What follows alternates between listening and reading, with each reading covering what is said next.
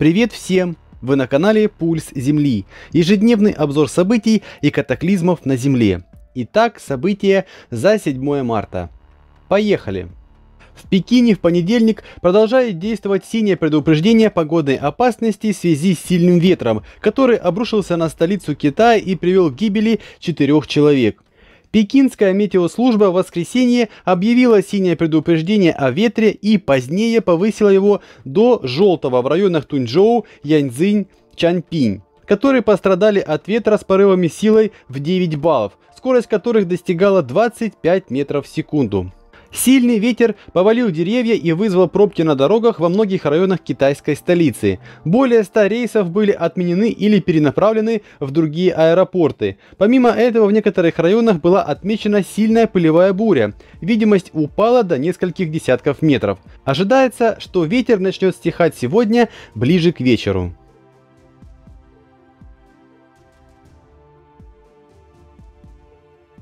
В штате Флорида, США, разразился крупный лесной пожар. По данным лесной службы, сейчас существует 2 основных очага возгорания. Один из них — это пожар на Аткинс-авеню, сжег более 3 квадратных километров растительности и локализован только на 20%.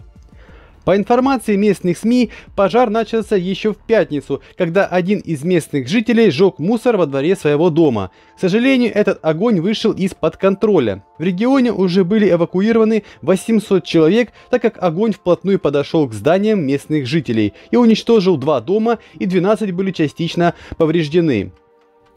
Гораздо более крупный пожар бета-болот начался в соседнем округе Галф в пятницу, но в субботу уже распространился на округа Бэй и Калхун, при этом вынудив эвакуировать еще 150 домов. По состоянию на утро понедельника он сдержан на 10%. На данный момент в регионе стоит устойчивый ветер, порывы которого достигают 20 метров в секунду, а это создает идеальные условия для быстрого распространения огня.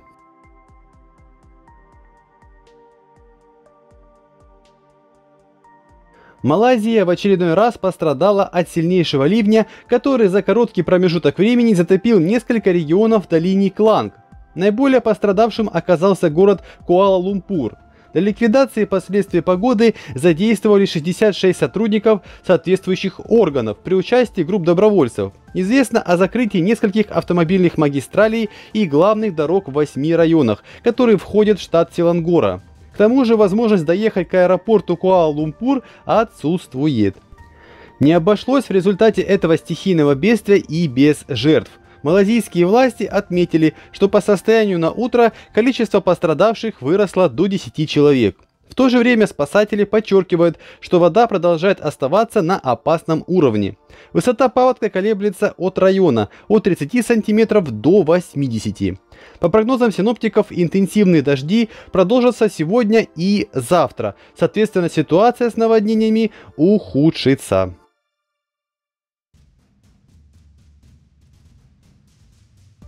Ужасная ситуация произошла в западно-капской провинции Африки. На побережье выбросило огромное количество омаров и рыбы.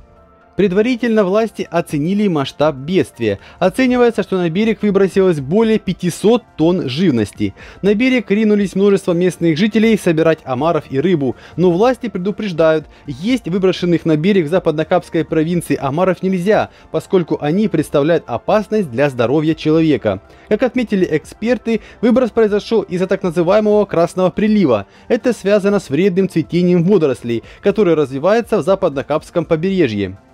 За последние несколько недель в районе залива Святой Елены было замечено нарастание больших красных приливов. Это цветение фитопланктона, который распространился на 60 километров. Некоторые из них способны производить токсины, которые могут накапливаться в моллюсках и представлять опасность для здоровья человека.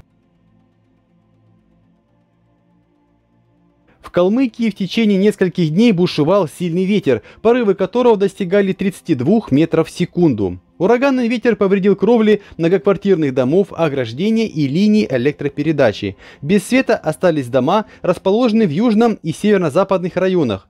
Упавшие деревья коммунальщики оперативно вывезли. Ремонт крыш многоквартирных домов также взят властями на контроль. В результате разгула стихии никто не пострадал, отмечен огромный материальный ущерб. Часть из упавших деревьев повредила автомобили местных жителей. В работах по восстановлению инфраструктуры участвуют 74 бригады, 220 человек и 104 единицы техники. По прогнозам синоптиков, на ближайшие дни возможно усиление ветра, местами возможны шквалы, достигающие 25 и более метров в секунду. Власти предупредили местное население быть предельно внимательными на улицах и не парковать транспорт возле деревьев и шатких конструкций. В штате Арканзас прошел довольно мощный торнадо. Ему присвоили категорию EF1. Порывы ветра, которые были зафиксированы, составили 165 км в час. По сообщениям официальных лиц, ущерб был нанесен в районе городка Мартин, к северу от Дувра. Прибывшие на место экстренные службы приступили к очистке территории и осмотру домов местных жителей. Пока известно о частичном разрушении 20 домов. Повалено было множество деревьев и столбов линий электропередачи. Часть районов города осталась без электроэнергии. А также, как отмечают местные СМИ, несколько предупреждений о торнадо были выпущены в Арканзасе и в других районах. Там был зафиксирован сильный ветер. Жертвы пострадавших не зафиксировано, не считая нанесенного материального ущерба. В прошлом году штат Арканзас пострадал от серии из 8 мощных торнадо, которые обрушились на регион практически за 2 дня. Тогда было разрушено более 1000 домов. Еще один торнадо прошелся по региону штата Айова. Ему присвоили категорию EF1 с порывами ветра до 170 км в час.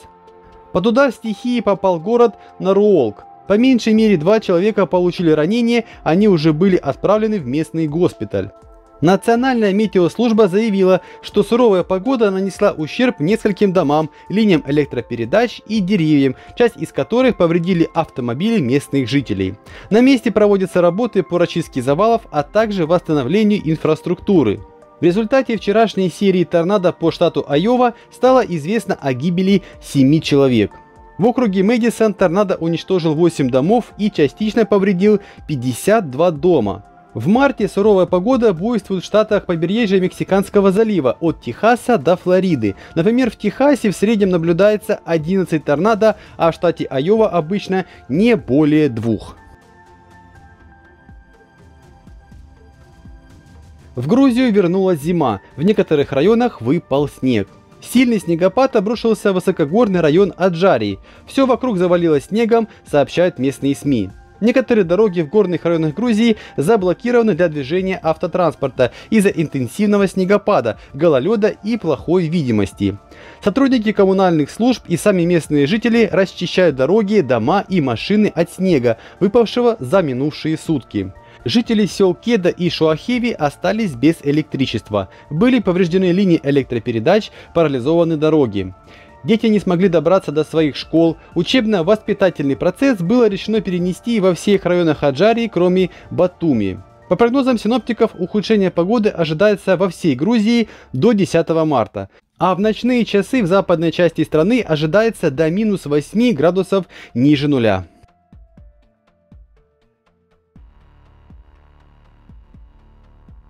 За сутки на Земле произошло 104 землетрясения с магнитудой от 2,0 до 6,1. Землетрясения с магнитудой равной 5 или более произошли в 9 странах. В каких именно, вы можете увидеть на своих экранах. Ну и по традиции минутка позитива на канале. Храм истины в Паттайе. Это деревянный храм, который строится уже в течение 32 лет. Главная особенность в том, что его возводят без гвоздей. Правда, это весьма спорное утверждение. На самом деле гвозди есть, они вбиты лишь наполовину. Тайцы утверждают, что когда храм будет полностью готов, они уберут все гвозди. Храм истины смотрится очень необычно. Он весь украшен разными фигурами и орнаментами, рассказывающим о героях. Высота храма составляет 105 метров, примерно как 20-этажный дом. В основе строительства философия буддизма и индуизма. Одним словом, храм можно очень долго изучать и детально рассматривать. Если вы посетите храм истины, то сможете увидеть, как его строят.